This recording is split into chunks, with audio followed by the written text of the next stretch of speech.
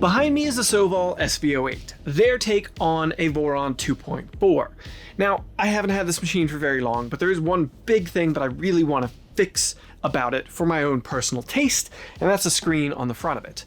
I am going to give you a quick rundown of things I like and dislike about this machine though, but this is not a product review. Bear that in mind. I barely have any time on this machine and I don't do reviews anymore. But here's what I like and don't like. I like that this is based on a Voron 2.4. Personally think that's a pretty good starting place for a machine to build off of, and that is what Sovol has done here. They're not hiding that in the least. I like the 350mm build volume on this thing. I like that it doesn't have an anemic hot end in it. Even basic Voron kits often come with really underperformant hot ends for the hardware that's around them. This one keeps up fine for what it is. I like that overall it wasn't too difficult to assemble. This is definitely a Voron for somebody who's not ready to actually build a Voron for themselves, and especially at the price it goes for, which is also something I like. Pretty affordable for what you're getting. And I like that the power plug is on the side of the machine instead of the back, so I can push it up against a wall like in this space here. It wouldn't fit in this area otherwise. But that power plug is also at the front of the machine. So while it's great that it's on the side, being all the way up here means, yeah, sure, it's easy to reach the switch, but the cord has to run almost the full length of the machine back before it can head off to wherever you're actually going to plug it in, wasting a bunch of cable length. That's a minor gripe, but it didn't really come with a particularly long cord to make up for that fact, so that could be an issue. Speaking of powering it on, the mainboard fan. Always on, annoyingly loud.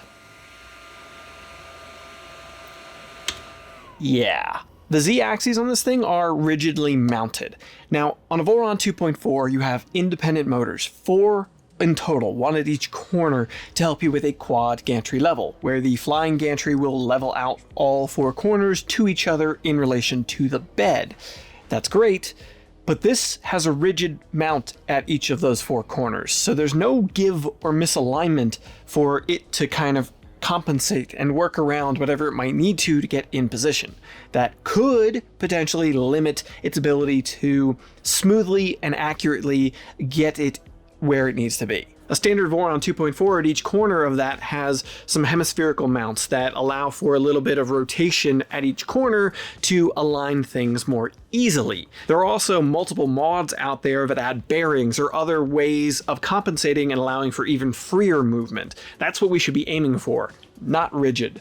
The bed on this is a PCB bed heater, meaning it's a fairly thin piece of material with a PCB element on the underside of it to heat it up. That's not going to stay flat for very long, I don't think. With plenty of heating cycles, higher temperatures for like ABS and ASA, once I get an enclosure on here, that thing is probably going to turn into a potato chip on this machine, especially at its size. Now, I expect to see people changing that in the not too distant future to many of the available Voron beds, modding and swapping them into here. And that brings us to what we are changing today. The screen on this thing. It's got one of the really basic encoder click wheels on it with a basic monochrome display. I do not like these. I don't run them on any of my Klipper machines. I like a nice color touch screen. And we're going to upgrade this thing. Let's turn that off. Now there is an official touchscreen available from Sovol for this machine. You can order it with it, or you can order it as an add-on. With the add-on cost, it's like $99 US. We're going to do it a heck of a lot cheaper than that, thanks to the community around this machine that already exists, and thank you to Sovol for doing the right thing and releasing the CAD model for this so people can actually design mods for this machine. They built it around a Voron 2.4, so they had to do that, but they didn't have to get beat up to do so, they just did it. We're going to be installing the BigTreeTech HDMI touchscreen on here. It costs about 1/3 the price of the Sovol one, depending on when you order it. Mine was under $30. You can find an affiliate link in the description if you want to pick one of these up. We have to print a printable mount for this that's available on printables from a designer named Nadir.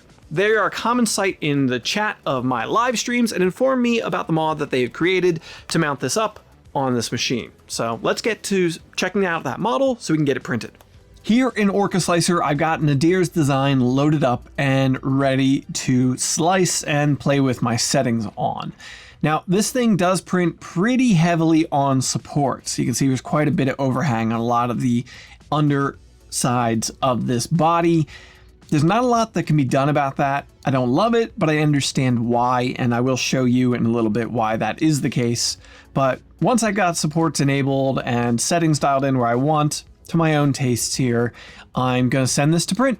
The color scheme of the SV08 is gray and a very light blue, but the skirts are actually a matte black kind of look. So I've decided to go with Polymaker's Polyterra Matte Black PLA for what I'm going to use to print this mount in. It is not a high temperature component. It's not going to be inside of the print volume, the chamber, once there's panels on this thing. So PLA will be fine for this part, I believe. I mean, realistically, I would have used ASA for this mount, but I wanted to print the parts for this mod on the SV08, and I don't have an enclosure for this one yet.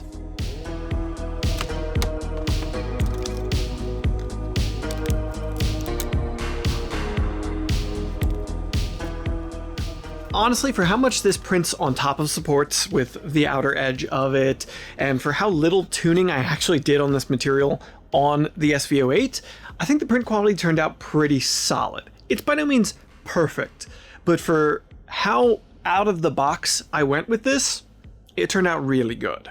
But there is a second piece of the puzzle here to get this screen mounted up into this mount. There's a face cover that goes on there, and there's a second color on the SV08. Which is where another filament's going to come in. And this is where I'm going to have a really hard time. I pulled out pretty much every blue PLA that I currently have that was close to this. I have some much darker ones that are nowhere near the Sovol blue. Picking the right color is a little confusing too, because the shroud for the tool head and the rest of the injection molded blue parts in this machine are not the same color. There are two different blues on this machine right now. The color I ended up picking out of this stack is from Inland, or the Micro Center house brand of filament, and it's just called light blue. Honestly, it is very, very close to, I'm actually having a hard time picking it out of this stack. There it is, it's the second one, but it's almost identical, if not identical, to Aqua Blue from Polymaker. So I think they're pretty much the same. That is not me saying they are the same material. I honestly have no idea who makes Inland's filament. Being white labeled, it's probably a mixture of brands. This is a really simple just cover piece, so it printed really quickly, and I forgot to film it. Now, mind you, the light blue or the aqua blue color is not the right color to match this Sovol. It's just the best of the colors that I have. I'm not going to go ordering a bunch of spools, especially since I'm moving in the very near future, just to get a somewhat closer color to this project. Now it's time to put all these pieces together and get a touchscreen on the SV08.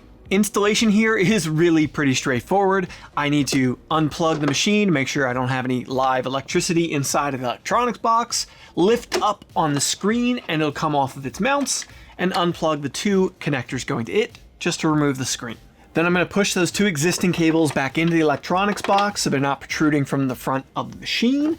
And I can take the new mount bracket and line it up on the front of here and just kind of see where it's going to land. This is where I said that the support nature of this design comes into play. When you put this into place on the front of the machine, it becomes very evident why it needed to print on supports. It has to overlap some of the existing front skirt on here, and it nestles in really nicely. Excellent job on this Nadir, so the thing really just finds its own home. Here's a point where some people are going to check out. We need to drill a couple of holes now. This mount doesn't have the tab provision that the original screen does to just kind of clip in place. The official Sovol one does have that, but you're paying a $60 premium for that fact.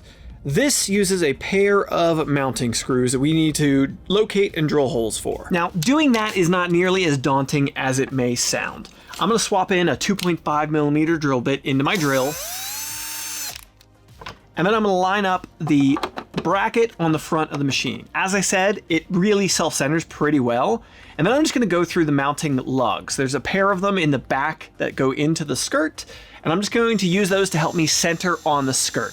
I'm going to drill, and I'm just going to do my best to be careful and not go too deep when I do this and worry about hitting electronics. There isn't anything particularly close behind this, but you should still be careful. Realistically, we should flip the machine up, pull the electronics box off, and really make sure everything's clear in there. We'll do that in a second, but I'm kind of just winging it because I want to get this done. Don't be me. With those two holes started with a smaller bit, I can take away the bracket and then use a larger bit. In this case, I'm using a 3.5 millimeter to drill those holes out. That way we have a hole that a 3 millimeter bolt will be able to fit through. Then I need to head to the workbench and I'm going to use my heat press insert tool to insert a pair of M3 heat press inserts into this mount, and we can use those for mounting it to the machine. I do realize somebody getting an SV08 may not have a heat press insert tool. It's just a soldering iron and a specific machined brass tip to get the job done. I highly recommend adding it to your toolkit. You can get a simple pine sill, even a high quality set of heat press insert tools like these from CNC Kitchen, and still get the screen and the mount design here and still be cheaper than the Sovol screen option. So add it to your toolkit. Alan from the future here. Before you install the screen on this machine, hook up the USB connection and the HDMI connection so you can power on the machine and the screen. You're going to need to rotate the display.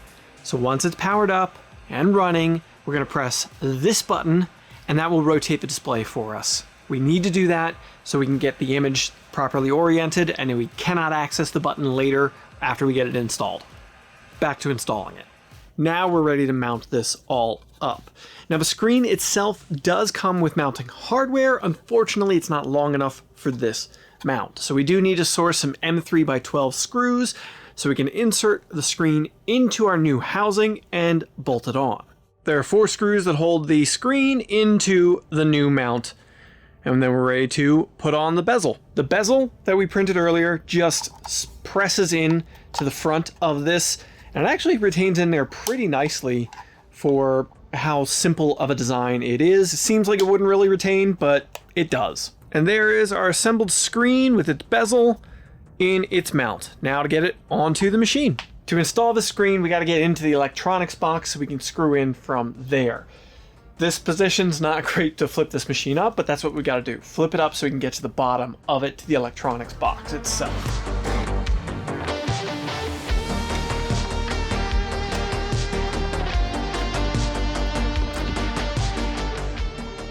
Wasn't graceful, but it's done.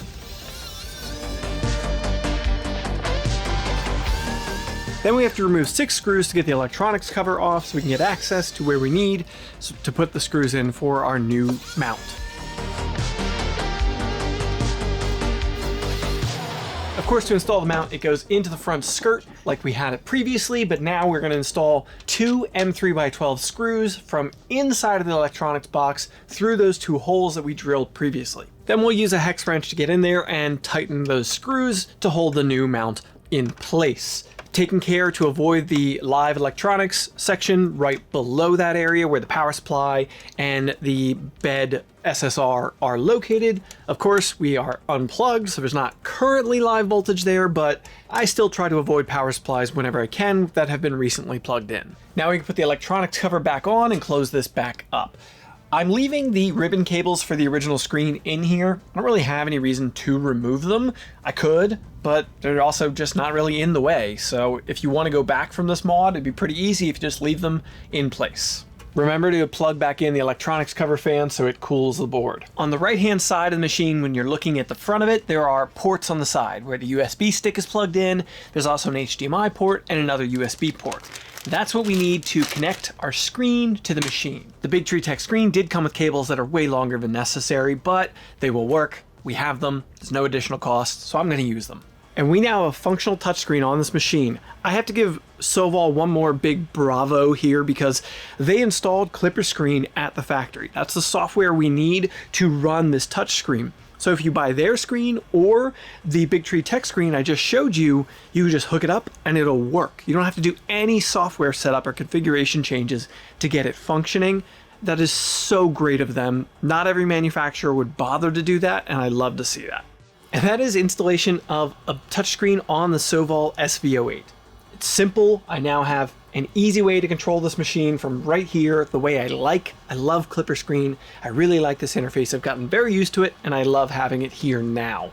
So if you want to use this too, there are affiliate links in the description, as well as a link to the mod from Nadir to mount this thing on here. I'm also going to include a link to a shorter blue cable that'll go on here, probably a little neater than this one that comes with the HDMI screen right now. Alright folks, that is it for this one. That's my first impressions of the SV08. Overall, solid potential here, and I like some things, others not so much. But I do love now having a touchscreen on here, so again, check those links if you want to set one of those up on one of these machines. Alright, I'm gonna head out. Be sure to get subscribed to ensure your 3D prints don't fail. It's not a guarantee, but it can't hurt. And also, a little blooper after this. See ya! You noticed that point earlier when I interjected and said make sure to rotate the screen because it'll be upside down otherwise? I learned that the hard way. That's what I'm doing right now, fixing it. So, hope you followed my instructions and hooked it up and rotated it before you put it in here.